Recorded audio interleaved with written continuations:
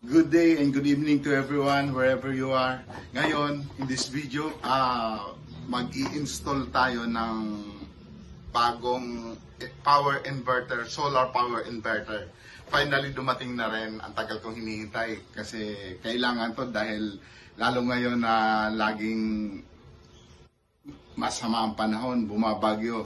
Para kahit man mawalan ng kuryente, meron pa rin kaming magagamit na ilaw or power. So, bali, ngayon natin to tsaka mag-i-install natin. Kasi kung kailan pa mayroong bagyo, ngayon pa nasira yung inverter ko. Kaya, tara, i-install na natin.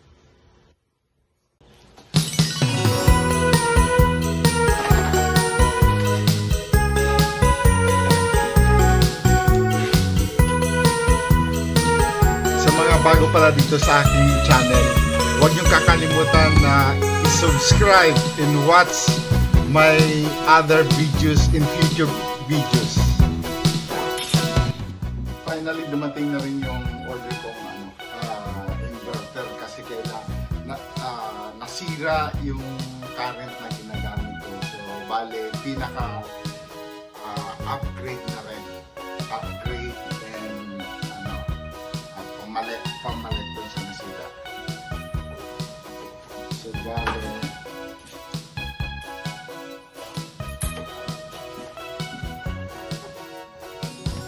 bale, this is 6,000 watts burst, then up to 1,000 watt continuous usage.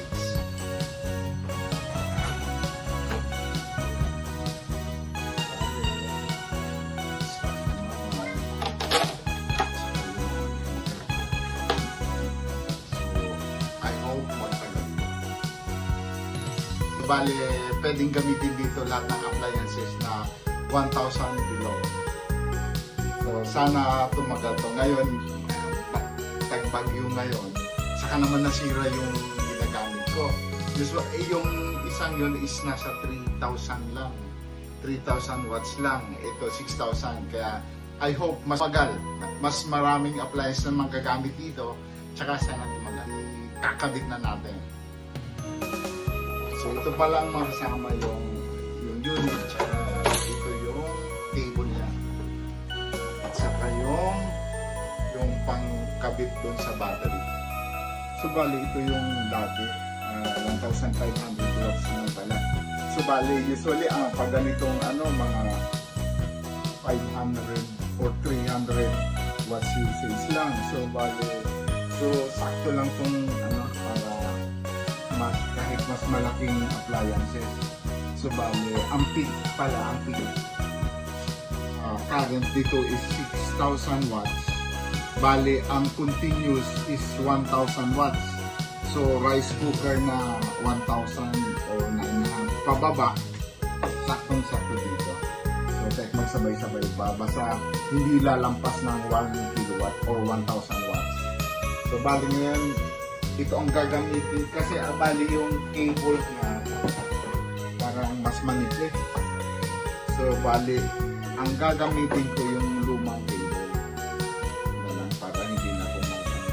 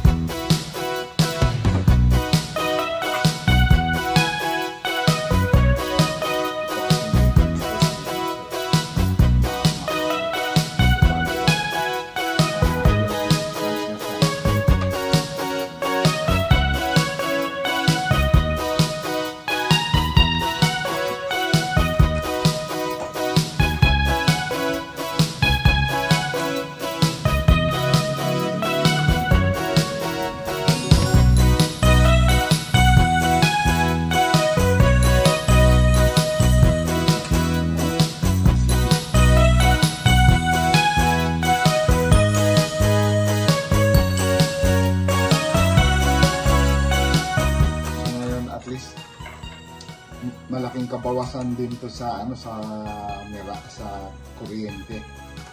Kasi kung 1,000 watts, so ako pag naipon yan, libo-libo yan, libo-libo ang babayaran yan. So at least free na. One time lang nagbayad, pero pang matagal naman na gagamitin. So babawi din yan.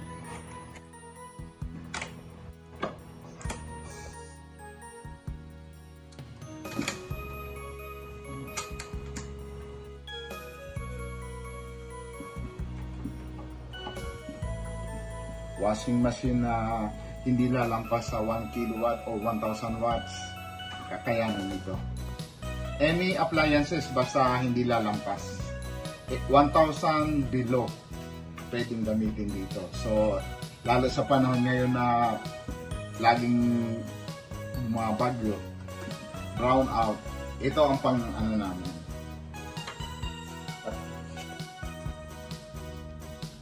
So bali dalawa ang battery pack ko. So bali itong green na to, total of 100 amperes. Bali siya yung pang araw at mga pang umaga, tsaka mga ilaw.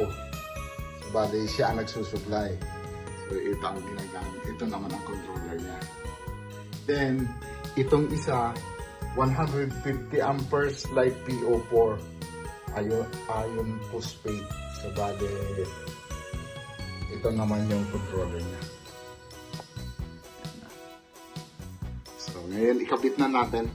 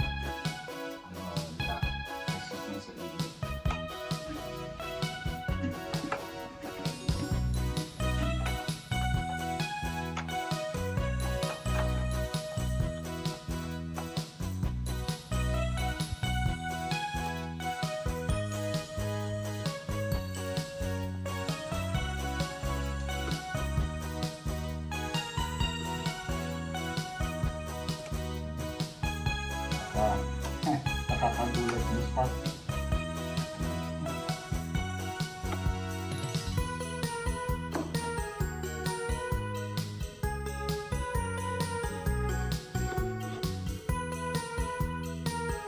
Ngayon may free supply of kuryente na.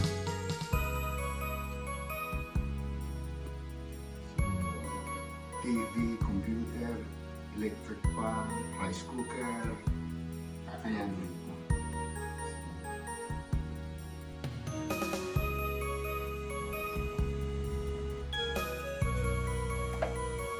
Testing natin.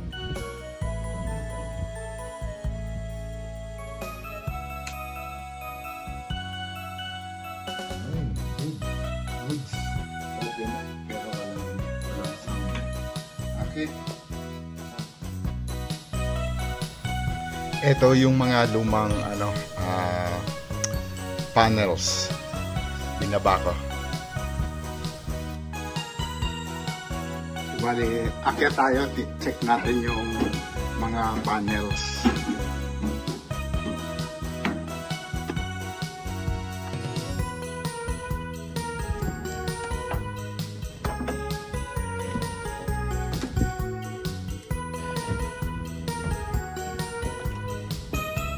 So bali ito ngayon yung ginagamit ko. Bali binawasan ko. Bali per panel is 150 watts. total of 600 to. Tinanggal ko yung isa kasi bale mag-o-overload yung ano ko, mag-o-overload yung controller ko. For 12 volts kasi maximum of 550 watts panel. So kung 600 baka mag-overheat, masira. So kaya may bakante dito. May bakante dito sa lalagyan. Kasi tinanggal ko yung isa, yung nandun sa baba. Ayan na. Bali ano siya, 150 watts each times 3, 450. So far half day pa lang napupuno niya na yung 150 AH na battery ko. So bali okay na. Then meron akong maliliit na panel, yung mga panel yan, night light outside para hindi ko na kailangan i-maintain na patayin, buksan. Kasi automatic na paggabi na, automatic magbubukas na siya. At mamamatay din automatically pag may araw na. So far, ito na lang muna. May bakante yung lalagyan kasi tinanggal ko nga isa. So, siguro pag nakapag-upgrade ako ng mas mataas na wattage, baka ibalik ko yung isang yon para tawag nito, malakas na wattage na controller, tsaka mas mataas na amperahe ng battery para mas lalong di baling magsobra kaysa magkulang. Thank you for watching. Please don't forget na i-subscribe, i-like and comment. Salamat. Hanggang sa muli. Ito nga pala yung mga sibuyas ko. Everyday nag-harvest ako ng mga dahon.